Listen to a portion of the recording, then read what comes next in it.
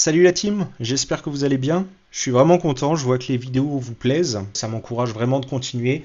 N'hésitez pas de me lâcher un com et un like, ça me motive d'autant plus à vous faire ces vidéos. Aujourd'hui, on va parler des SMT divergences. On va prendre deux actifs corrélés. Dans mon cas, on va retrouver le Nasdaq ici et le SP500 ici. Une SMT divergence, c'est lorsque deux actifs extrêmement corrélés ne réalisent pas la même signature. Alors, ce qui était intéressant ce jour-là, alors c'est souvent le cas des journées avec moins de volatilité, on va dire. C'est aussi pour ça qu'on évite ces journées-là. Mais si je prends mon graphique Nasdaq et SP500 juste en dessous, on peut voir un premier SMT divergence juste ici. On voit bien que à l'ouverture, à 9h40, le SP500 a pris le bas de Londres, tandis que le Nasdaq n'a pas pris le bas de Londres. En plus de cela, on voit, si on regarde un peu plus, on était très bullish sur la journée, donc notre billet intraday était plutôt bullish. Cette divergence s'étant appliquée bien évidemment dans une fenêtre probable, en plus de cela, on avait d'excellentes targets, vous voyez ça, une zone de relative equal high, un lot plus bas que celui-là, donc encore une fois des relative equal high, le prix chute, divergence sur mes deux actifs, pour aller chercher ma liquidité. Et ce qu'on a pu voir, c'est que cette divergence ne venait que confirmer un biais, ne venait que confirmer une prise de liquidité, une attente. On avait vraiment une attente de drawn liquidity juste ici. Le prix a cherché à une heure précise une liquidité qui n'a pas pris sur les deux. Et ça, c'est une divergence toute bête. Le Nasdaq s'est retourné juste ici. Alors, ce qui est très intéressant, c'est de voir que notre divergence, si je dézoome un petit peu, c'est répété juste ici. Si je prends le SP500 et le Nasdaq, en réalité, je ne vais pas prendre ce point parce que ici, il y avait déjà notre divergence. Lorsque c'est le cas, je préfère ne pas trop la compter.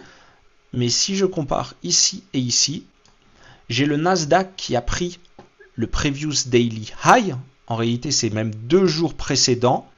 Et il y avait un FVG Daily, donc vous pouvez me faire confiance ou sinon vous allez regarder. Ça s'est passé le 30 décembre.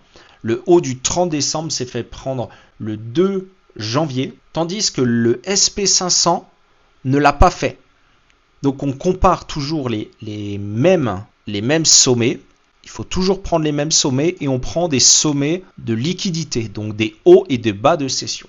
Et on voit bien cette divergence qui est en place. Cette divergence, elle s'est passée de nouveau à une heure bien spécifique. On était dans la macro de 9h50, 10h10. Alors si on voyait nous le biais plutôt haussier, on va attendre toujours des confirmations supplémentaires. Pour ma part, lorsque je vois un mouvement très bullish qui s'est installé, notre market structure, une clôture au-dessus, on a donc un BPR, prise de liquidité, FVG à la baisse, FVG à la hausse, on a notre BPR.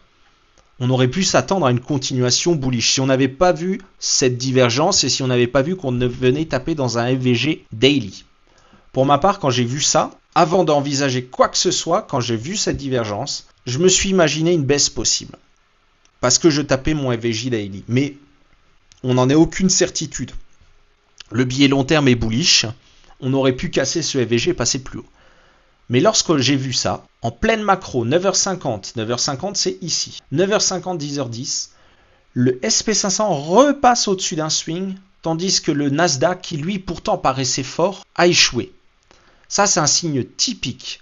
Lorsque vous êtes en trade à l'achat et que vous pensez que le prix va monter, le prix doit être synchronisé. Et ça, c'est ce qu'on ne réalise pas avec les divergences SMT. Ça veut dire que lorsque le prix est fort, dans un sens comme dans l'autre, les actifs doivent être corrélés. Si les actifs ne sont pas corrélés et ne continuent pas de casser ensemble les structures, on doit vraiment se poser la question, est-ce que mon billet n'est pas en train de s'invalider? Il peut s'invalider temporairement, il peut s'invalider sur plus long terme, mais on doit avoir vraiment cette alerte, se dire, attends, qu'est-ce qui se passe dans le prix? Peut-être c'est le moment de reprendre des profits, peut-être c'est le moment de complètement clôturer sa position, mais voilà, c'est important. Et du coup, dans ce cas-là, on a notre divergence qui s'est mise en place. Le SP500 qui a réussi à passer là au-dessus et pas le Nasdaq. On a un BPR, petite prise de liquidité. Donc on a un BPR ici avec notre... la bougie n'est pas affichée, mais normalement il y avait une bougie. On a un EVG, deuxième EVG, prise de liquidité, SMT divergence en pleine macro. Voilà, ça c'était un setup qui aurait pu être pris. En plus de ça, c'est qu'on avait des targets, des super targets.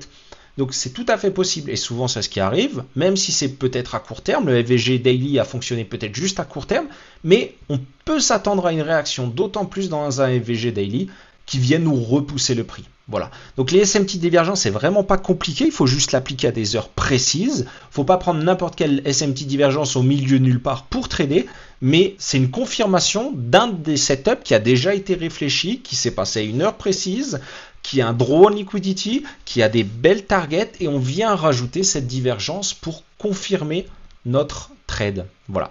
J'espère que c'est clair pour tous. Et puis, je vous souhaite à tous une bonne journée de trading. Et puis, à demain pour une prochaine vidéo. Allez, ciao!